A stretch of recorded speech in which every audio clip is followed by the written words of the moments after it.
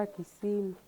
Wakitupitisha mpori, akose na kwa kapake, kuna kwa kutunikala kwenye hakuna mamiti na kwenye kuko mamiti. Njoo tulimalizaka pale kutulikalaka juma moja, tukihamia kafazi nyingine. Ile kwetu kunangaika navo tunakemaliza miezi 6, ndio wananipatia mbwana, wanasema mbu tumelunga. Nikamwambia hivi njoo mnalungaka bila mambuzi na mamake mtu ajui. Ambu ndiye njoo bwana, mariage ya huko hapana ya kule iko ya wakafiri. Tunakuwa na hiyo kuogopa nini? Mupanga jusho na katalaka banda kuchinja. Njoo nikezala mtoto njoo lepana. Ulimzalaka na mnaga ni sasa kule kuko baganga ubie biko na mnaga? Wewe peke wanakuwa kule na baganga. Baganga bio nao walikuwa kibinape.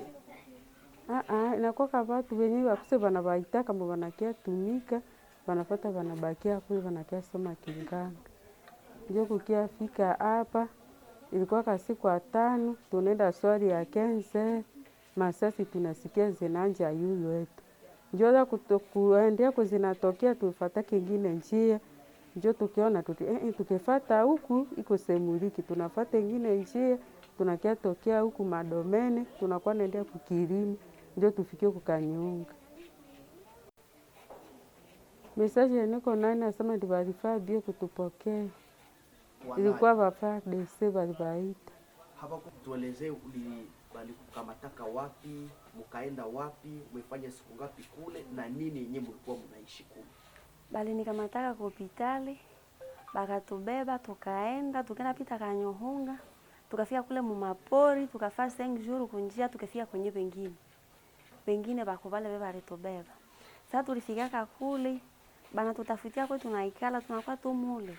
Sasa tulifaa masiku matwa semene hivi, bana tugawanyao kwa bwana, bana kuleja tukakikwembe na hisavo, hibombo, basi mimi ndio mariage yabo.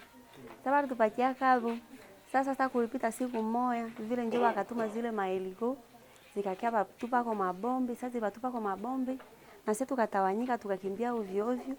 Vile ndio tushakia patikana. Tuliona pita mmapori tiketike tunaenda. Tukishafika kwenye tunafika tukishaingia tunalala pale. Hatukule sawa tu. Tukapita manja zingine tukakuta bashapanda ndizi. Kwa hiyo shabaki mmapori tukaekata. Sasa tulifika siku mama njia tukakula ile ndizi ya mubechi. Sasa tulifika ilikuwa sasa mudimashe. Tukafika pale kule Kanyohunga tukapata kutupokea. Tare tupokea tupandisha kule kwa barabara akainforme ba chefu na ba chefu akaambia FARDC vile nyoto shakia patikana pa Beni. Wewe unasema balikukamataka balikubaliaka maboya. Si balilunguzako hospitali na huko mumikono deja ya wale watu. Sasa tulitokea kama hospitali bakakisha moto bakaitia kudirisha tukaenda. Sasa moya ile moto njuri akishaka ile hospitali mha tukaona kagize na longo. Donc hausijua daktari mwenye daktari alikufia pale, Dr. Sylvie ule mumase. Unaweza tuambia kama alikufaka namna gani? Jona huyu ulikuwa kwa ile hospitali. Ni kwa kule hospitali baluya kama mtu mama hatukujua kama ni nani. Sasa mate zikuwa na enjoy ndio mwasha koskana. Bali muwaka namna bali muzaka mkisu ama masasi ama moto njoo ile bali mupiga risasi. Bali kupiga risasi kisha na moto na mkutanisha moto. Ndio. Jo alikufaka tukamwacha mule. Sitaki za shako sikana hivi basi. Hospitali bananja gonga madirisha ndio tunasikia gizi bashafika. Sasa tulisema tutoke tukimbie na baba ameingia deja hospitali wanasema tubakie pale. Wakasema akaona ingia mashambre banatuliza kama daktari kwapi? Tunasema hatujue. Banakuwa tuliza na baganga hatujue kwenye madawa hatujue. Vile ndio bakatoroka na wengine kule yule wenyewe bashanja bana. Banachukua kana hospitali wakatufungia manyumba basema mkwe mwana mtu akufa kitu. Sasa alitoka kule kwenda tafuta madawa. Sasa wakakona fika mkila shambre banachagua mtu mmoja mwenye kuna nguvu. Mwate zile kubebea mamizigo hapo. Sasa tulifika kule yule sasa nebasha pati ba ule mwenyewe aliowaka. Banakuwa namuuliza madawa anapambia piziko pale. Sasa alikuwa anamuuliza vya mingi akosena na misirika nanja bavisha ovyo ovyo. Vile ndio bakamuaga tukabeba mizigo ile madawa hapo. Mu madrasa wagonja na vikombe vingine vile ndio tukaenda. Sasa tunakia fika kule yulu kumugine basha lunguza hayo mabutike basha bana na bengine batu tunafika kule yulu kudifeste donge basha haribisha vitu ovyo ovyo. Ulisema kule kushaka Hapana, haiko mariage yabo ya kule. Ndio kusema kule kulikuwa mateso mengi. Ya mingi sana. Habambia kama mtu neno, unakosa kama ni mariage hamuna gani. Tu bana kufikisha kabila bana kia kuleta bana kupeleka kule mkabashe kule kwa utakuwa. Sasa kwambia sasa ilikuwa juu muanze kutoroka ama mkimbie ama mpatikane kule. Pia sasa kutembea historia ilikuwa siku kadina mambo nyingi waka namna gani? Waka msiki ya 5 kuma 13 basema ni Waislamu tuliona atakenda kuswali. Sasa tukasikia kama sasa kalia kwa sababu basha tuma FRDC ende tugombaniao. Sasa zililiaka vile ndio tukakimbia, kwa tulikuwa nakimbia. Tuenda kutana tushakuwa group. Sasa tulikuwa ka group. Tunalala kwanza pale. Tuko nakuya tunakuta basha tenga babombe munjia, tunakuwa nazipita nyuma, tunapatika nafasi nyingine. Tunaenda tu mapori tiketike samedi na mdimashi vile ndio tukakeka patikane bwa huko Kanyungu. Uko na miaka ngapi? Niko na 19. Unajisikia namna gani wakati yenyewe ushafika huko hivi? Nishaona kama anesha nenepa kusiku moya. Ilikuwa mchana ilikuwa namna gani? Kama wani kutelezea ilikuwa kama moto, mlikuwa mnikimbia masasi ama nalala usingizi? Ewa mchana ku 13 sasa natupa zile mamasasi ndio na sisi tukakimbia. Ovyo kwa tulikwenda kutanana sawa. Na bana hapo peke na bana wachunga kule sana. Bana tuchunga sana, unaendana na kuwese bana kuchunga. Hawezi toka pale wewe peke. Okay, sasa ile masasi zilikuwa napiga. Afanye mkimbie. Eske wale wa soda wa kule mpori wale. Baada ya siku walilumia makufa na mko naona hapa mkimbie. Tuliona kasi mama mmoja nje mwenyewe tuliona kagizi masasi imempiga mtumbo. Ule njema tulikimbia kana tumeona hatujui kama bibi libakia kwa nyuma ni vya yeye. Ni muadefe. Naye tu alipelekwa kae. Wengi badefe hapo hapa kufa. Hatujui juzi tulikuwa nakimbia kwanza ule njema tulikuwa tumeona zile njoo zimeanja. Tulikuwa nafika mbali ba masasi zinaongezwa sana, ba mingi akose basha kufa tu. Na senye mnaendaka mna chakula mnaipataka na muna gani kwanza? Chakula bana tumaka ba jeshi babo wadogo baanda iba machakula za baraia kule kunani kumapori. Banazibeba bakisha kukutayo, banakubeba na chakula. Sasa utafika kule bakapenda banakuua ama banakuacha. Huko vingine venye ushakaona hivi macho wanamuia kule na huko naona. Na hatujua hata kama wale wao na sangapi sisi tulikuwa tushafika.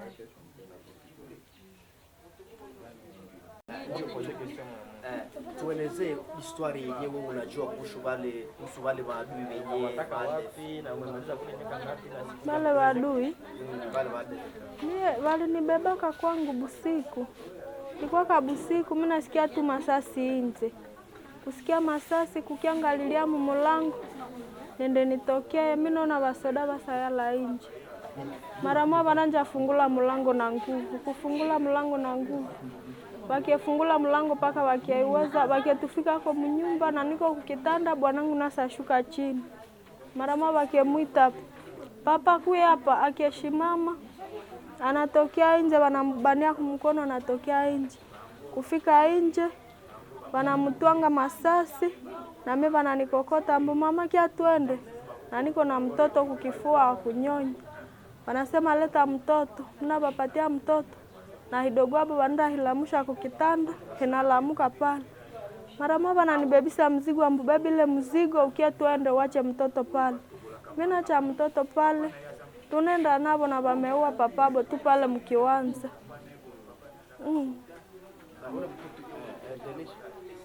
Tukienda nabo kule mpori, mara moja tulikuwa natushaenda na katoto kadogo kakubwa. Na tusena nako kakibatoroka kwa mnzi. Njo tukienda nabo tukule mpori kule tuliendeka kule makoteza Kinyambaore. Tukipita nabo kule tukikiavuka balabala tukiingia mparke.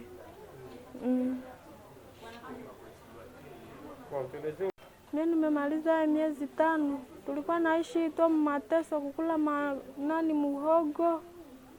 mihogo bila mboga. Tunasikia banabebaka mambuzi, manini, amuendake zikula. Wanazibebaka tu sasa wanakiako kumigine ndio wanatufikizia zo kule tunazikulako. Ndio senye wanafanya maatake. Sasa wanakia piga. Ndio senye mnapimaka kula hata kunyama. Wanazipeleka kama mambuzi. ndio wanatupatia kwanza. Sawa. Sasa ilikuwa ejo mupatikane huko ndio kwenye huyo anishibia mlifika huko namna gani? Mimi napenda nijue kama mlipia na hapa sisi tunaenda kwa hospitali na njoo akampeleka kudawa na iko namna gani? Tuelezee. Sisi tulikuya tumetoka kwanja tu masasi njo zibali basoda walifika hiyo. Hatuko kuswala. Marama basoda wanafika tunasikia masasi. Tukikimbia ndio tulikuwa nakutana na munjia tukiakuya hivi kupasula pori. Onge kuko vingine watu wenyewe wewe unajua huyu mimi namjua na huyu kule mpori. Kuko watu wenyewe unajua kule. Basoda bale bebi kwa hiyo. Kwa watu wa otage wa kidinape, watu wasanye wenyewe unajua vikwayo. Tuliondoka nabo vikwayo. Walinibebaka nabo kule mkarti yangu vikwayo. Okay. Kama ni kweli wapate walibebaka kule ama namna gani? Na hapa kwenye mlikuya likumu kwa FARDC mshaona biko na wao watu biko na bali bachunga hitima nielezea kwanza. Hapana, wanatuchunga haiko ba FARDC. Jubale biko kule ni Baganda wanasemaka tu Viganda. Make haiko ba FARDC. Sasa hivi wanasemaka FARDC na waka watu. Unaona belezea nini utaanza kuambia nini kama umetoka kwa? Haiko ba FARDC. Unapatikana hapa mnatoka wapi kwanza? Bale tubebaka. Wale babebaka. Huko mzaliwa wapi? Wale babebaka wapi? Bale nizaliaka nani sale. Nero nanishake ndikala Botembo. Nero tulikuwa kana tusarudia mpori isale tunaenda lema. Sasa tulimaliza kulima tutikesha tunaenda. Na ile siku wanafuata kiato beba. Umefa miaka ngapi kule? Masiku ngapi kule? Miezi 3. Miezi 3. Mimi naona huko hapo vidonda. Uliumia namna gani? Ni miba. Ni miba. Miba ilikupataka namna gani? Natuo natoka kule mpori. Na mko mnakimbia kutoka mpori ama namna gani? Natuo nakimbia. Wale watu ni nani kwanza wale wale babebaka? Tuelezee kwanza. Wewe kama unaonaka namna gani ni watu gani? Ni banalwe. Isale. Ulikoka Isale kote gani? Mpori ama musanta? Isale mnani kule ku ka village. Mudomene? Isonga. Isonga.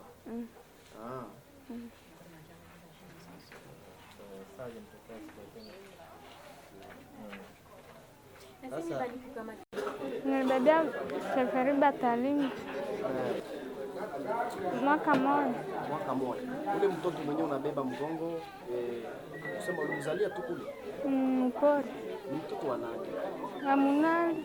Wa Munali. Unajua babake? Babake ni nani kule? Wanamuita mjomba Aburasha. Kwa mwezi mmoja na nusu. Ulimzalia tu kule? Kusema kuko baganga. Tu bakuigaiga. Wanabebaka huku banganga marama banaenda bafundisha kule. Merci beaucoup. Il faut reconnaître que les forces armées de la République démocratique du Congo sont en train de faire un travail impeccable sur le terrain, surtout à ces derniers temps dans la vallée de Moualika. Vous êtes, comme vous le voyez devant vos petits écrans, derrière moi, il y a les femmes et les enfants qui ont été kidnappés dans de différentes incursions des terroristes et djihadistes ADF-MTM ici dans les territoires de Beni ou parfois dans les villages périphériques de Beni. Mais votre armée, les forces armées de la République démocratique du Congo, en pleine opération dans la vallée de Moualika, a procédé le week-end dernier, c'est-à-dire vendredi et samedi, par une série de pilonnages de positions ADF qui ont été révélés par certains compatriotes qui ne cessent de collaborer avec leur armée. Au fur et à mesure que les opérations avancent, voilà le résultat. Derrière moi, vous avez les enfants, vous avez les femmes qui ont reçu pendant les bombardements à s'échapper dans le main de ces terroristes ADF-MTM. Ces enfants ont été kidnappés dans plusieurs villages et agglomérations de la ville ou des territoires de Béni. Il y a ceux qui ont été enlevés récemment au village Maboya, au village Kabacha, dans la commune urbano-rurale de Bolongo. Et il y a aussi ceux qui viennent des Bachou. Et vous allez comprendre qu'au fur et à mesure que l'ennemi trouve qu'il a un problème d'effectifs, il profite à chaque incursion pour se faire santé d'effectifs, c'est-à-dire kidnapper notre population. Mais qu'à cela ne tienne, votre armée a fait un travail en collaboration avec certains des compatriotes qui continuent toujours à collaborer. Au jour d'aujourd'hui, nous avons, ça c'est juste un échantillon, des 31 personnes qui se sont échappées dans les mains des ADF grâce aux opérations militaires engagées dans la vallée de Moalika.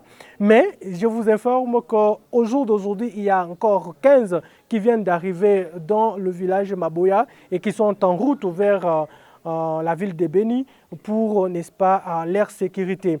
Nous allons les faire rentrer dans leurs familles respectives parce que nous, en tant que force loyaliste, en tant qu'armée républicaine, nous sommes respectueuses des droits de l'homme et droits internationaux humanitaires. À chaque fois que les otages sont entre nos mains, il faut qu'ils se sentent à l'aise. C'est pourquoi l'armée a remis les vivres et même les abus aux otages pour leur garantir la sécurité. Mais parmi eux, il y a les enfants qui ont été abusés sexuellement, il y a les mamans qui ont mis au monde, parce qu'il y a d'autres qui ont fait plus de 3 ans avec ces terroristes. Pour votre exemple, nous avons un enfant que vous voyez, c'est vraiment une innocente des pères et des mères ougandais qui on l'a mis au monde en brousse. Donc elle n'a jamais vu son pays, mais voilà quel est le péché qu'elle a fait pour mériter tout ça. Donc c'est vraiment un moment trop tragédique pour nous les humains et surtout pour ceux qui ont le cœur en tant qu'humains, mais sauf ces animaux-là qui sont dans des brousses et qui pensent qu'ils sont en train de faire la guerre sainte au nom d'Allah. Allah n'a jamais dit de faire souffrir les enfants de cet âge. Nous, en tant qu'êtres humains, nous, en tant que personnes à bon cœur, nous sommes obligés de les protéger. Nous sommes obligés de les montrer qu'au-delà de la souffrance qu'ils ont vécue dans la cité, mais l'armée, la RDC est en train de préparer une vie meilleure pour eux. Oui, capitaine Anthony, on peut savoir s'ils sont vraiment en bonne santé? Ils ne sont pas en bonne santé parce que vous êtes sans ignorer que pendant 3 ans et les autres ont passé 2 mois. Pour ceux de Maboya, c'est 2 mois déjà, qui sont entre les mains de ces hors-la-loi. Vous êtes sans ignorer que les terroristes n'offrent pas une vie meilleure aux kidnappés. Ils étaient malades tous, ils ont bénéficié le premier soin et d'ailleurs les autres sont encore à l'hôpital, une dizaine qui sont à l'hôpital en train de suivre les soins médicaux. C'est pour vous dire que l'armée en tant que telle, nous ne pouvons pas laisser nos compatriotes souffrir. Donc nous avons pris leurs soins en charge et grâce à notre hôpital ou bien notre garnison de Béni qui les soigne gratuitement et voilà ce que nous pouvons faire pour leur bien-être. Nous voyons que des femmes, mon capitaine? Oui, pour l'échantillon que nous vous présentons, il n'y a que les femmes, mais parmi les 11 qui sont en route vers la ville de Béni, il y a 5 hommes. Ce sont des gens qui se sont échappés chacun dans sa direction, vu que l'armée était en train de pilonner. Et nous pensons qu'avec les hommes en uniforme que nous avons envoyés sur le terrain, et nous allons récupérer tous les rescapés et nous allons remettre en sécurité dans leurs familles. Donc au total, c'est combien? Ici, nous avons un échantillon de 21 personnes. À l'hôpital, il y a 10, ce qui fait 31. capitaine Anthony, quel message avez-vous face à la population qui continue toujours à collaborer? Quel est votre dernier mot? Le seul message, le message essentiel à la population de Béni Ville et Béni Territoire, c'est que nous avons un ennemi en commun. L'ennemi, c'est ADF MTM et tout celui qui les soutient. Nous ne pouvons pas continuer à ne pas nous faire confiance au moment où l'étranger est parmi nous. Je vous ai montré un enfant né et grandi ici, mais des pères et des mères ougandais. Vous n'allez pas nous dire que ce sont nos frères qui ont accepté de s'entretuer entre eux. Non. Ceux qui ont été kidnappés, ceux qui se trouvent là-bas, Nande, je ne sais pas quelle autre tribu, ce n'est pas par leur volonté. Mais nous devons faire le tout possible pour comprendre que notre ennemi en commun, ce sont les ADF MTM et nous devons s'unir, c'est-à-dire que nous devons appuyer, donner notre apport aux forces armées de la République démocratique du Congo et pour en finir avec l'étranger qui est dans notre maison et qui nous fait mal.